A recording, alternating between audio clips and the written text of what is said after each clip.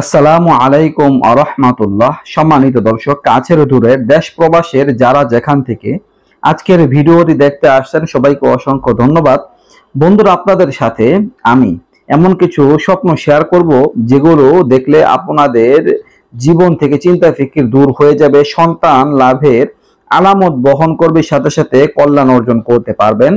স্বপ্নগুলো শেয়ার করব আল্লামা ইবনে সিরিন রাহমাতুল্লাহি আলাইহি এর স্বপ্নের তাবির নামক গ্রন্থের দ্বিতীয় খণ্ড থেকে। আপনারা এই ভিডিওটি দেখেন, অনেকটা উপকৃত হতে পারবেন ইনশাআল্লাহ। দর্শক, আল্লামা ইবনে সিরিন, মুহাম্মদ ইবনে সিরিন, তিনি এই ভারত উপমহাদেশের একজন বিখ্যাত স্বপ্ন বিশারদ ছিলেন। তিনি কোরআন ও হাদিসের আলোকে স্বপ্নের ব্যাখ্যা প্রদান করতেন। তার স্বপ্নের ব্যাখ্যাগুলো প্রায় কার্যকর হয়ে থাকতো। তো দর্শক, তারই স্বপ্ন আমরা জানবো ইনশাআল্লাহ। আপনারা আমার সাথেই থাকবেন। বন্ধুরা, যদি কোনো ব্যক্তি স্বপ্নে দেখেন যে তিনি পাত্রে পানি ঢেলেছেন, কোনো পাত্রের মধ্যে পানি ঢেলেছেন, তাহলে এমন স্বপ্নের ব্যাখ্যা হচ্ছে যে স্বপ্নদ্রষ্টা তিনি কোনো সন্তান লাভ করতে পারবেন, সন্তান লাভের আলামত বহন করবে।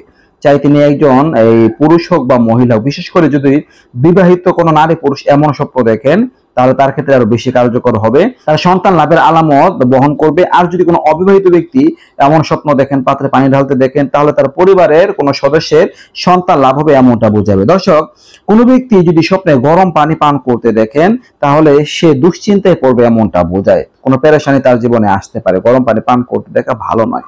যদি কোনো ব্যক্তি স্বপ্নে এই স্বচ্ছ পানি পান করতে দেখেন, এই আরামদায়ক ঠান্ডা পানি পান করতে দেখেন, তাহলে তার আশা পূরণ হবে, এমনটা বোঝায়। চিন্তা পেরেশানি দূর হবে, এমন লক্ষণ বোঝায়। দর্শক, কোনো ব্যক্তি যদি স্বপ্নে দেখেন যে তাকে পরিষ্কার পানির মধ্যে নিক্ষেপ করা হয়েছে, তাহলে তিনি আকস্মিক হঠাৎ কোনো সুসংবাদ লাভ করতে পারবেন বা হঠাৎ আনন্দিত হবেন, আনন্দের কোনো মুহূর্ত তার জীবনে আসবে, ভালো লক্ষণ।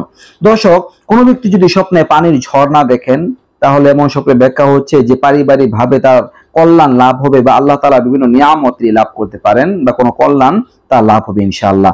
দর্শক, এরপরে দেখেন, যদি কোনো ব্যক্তি স্বপ্নে তার ঘর থেকে পানি প্রবাহিত হয়ে বাহিরে বের হতে দেখেন, যে ঘর থেকে পানি প্রবাহিত হয়েছে, বাহিরে বের হয়েছে, তাহলে এর ব্যাখ্যা হচ্ছে যে স্বপ্নদ্রষ্টা সমস্ত প্রকার চিন্তা ফিকির থেকে মুক্তি লাভ করতে পারবেন, চিন্তা ফিকির তার দূর হয়ে যাবে।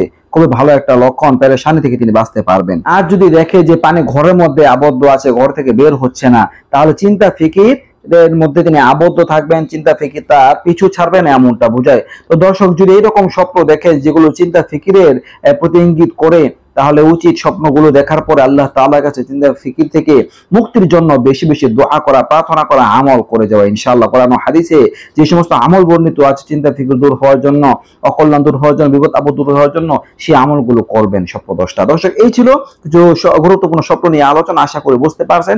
কেমন লাগলো ভিডিওটা অবশ্যই কমেন্ট করে লিখে জানাবেন। নিত্য নতুন আরো ভিডিও পেতে সবাই পাশেই থাকবেন। আজকে এই পর্যন্ত। আসসালামু আলাইকুম ওয়া রাহমাতুল্লাহ।